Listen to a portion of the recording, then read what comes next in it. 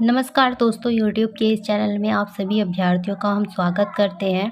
तो documents word से खाली सीटों पर जारी होगा सप्लीमेंट्री रिजल्ट। संदीप सौरभ सदैव शिक्षक अभ्यर्थियों की आवाज़ को बुलंद करने के लिए अग्रसर रहते हैं।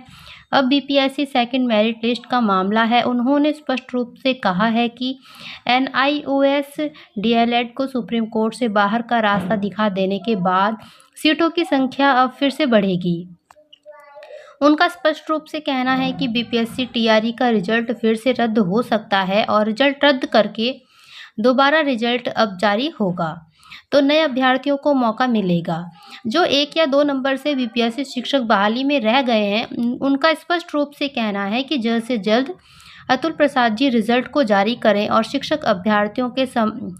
इंतजार को समाप्त करें। सप्लीमेंट्री रिजल्ट पर उनका स्पष्ट रूप से कहना है कि बीपीएससी को अब जल्द से जल्द सप्लीमेंट्री रिजल्ट देना होगा। हम लोग चाहते हैं कि शिक्षा विभाग ने जितनी वैकेंसी निकाली और उनपे जितने लोग ड्रॉप आउट हुए, जितने लोगों ने ज्वाइनिंग नहीं की, जितने के डॉक्यूमेंट्स में फॉल्ट आया, इन सबसे जो सीटें खाली हुई हैं और वो काफी बड़ी संख्या में सीटें हैं, उन सभी सीटों पर सरकार दोबारा से रिजल्ट जारी करे, सप्लीमेंट्री रिजल्ट जारी करे, ताकि वो सीटें फुलफिल हो और मिनिमम एलिजिबिलिटी क्राइटेरिया जिन लोगों ने क्रॉस कर लिया है और उनके लिए सीटें अगर अवेलेबल है तो उनके लिए दूसरा लिस्ट आना चाहिए और इनके साथ न्याय होना चाहिए। दूसरा ये है कि जिस तरीके से बिहार में शिक्षकों को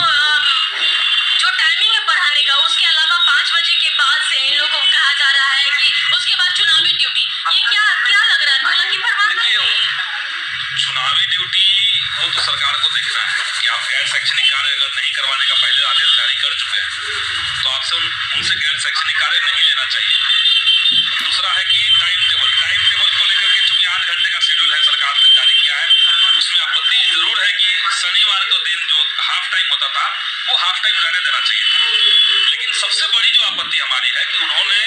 एक सर्कुलर जारी करके एकदम तानाशाही रवैया अपनाते हुए कहा है कि कोई भी शिक्षक सरकार के किसी नीति की आलोचना नहीं कर सकता, सोशल मीडिया में नहीं बोल सकता, ना लिख सकता है, ना अखबारों में बयान दे सकता है। और ये कंप्लीटली देश के अंदर जो मोदी सरकार का एक बनाया हुआ माहौल है, लोगों को खामोश कर देने का, आलोचनाओं को कुचल देने का,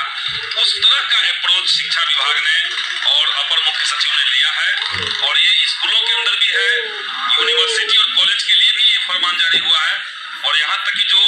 यूनिवर्सिटी टीचर्स का एसोसिएशन है फुटाप के का एक सिर्फ अखबार में बयान छपने के चलते, देखिए हम लोग चाहते हैं कि शिक्षा विभाग ने जितनी वैकेंसी निकाली और उनपे जितने लोग ड्रॉप आउट हुए, जितने लोगों ने ज्वाइनिंग नहीं की, जितने के डॉक्यूमेंट्स में फॉल्ट आया, इन सबसे जो सीटें खाली हुई हैं और वो काफी बड़ी संख्या में सीटें हैं, उन सभी सीटों पर सरकार दोबारा से रिजल्ट जारी करे, सप्लीमेंट्री रिजल्ट जारी करे, ताकि वो सीटें फुलफिल हो और मिनिमम एलिजिबिलिटी क्राइटेरिया जिन लोगों ने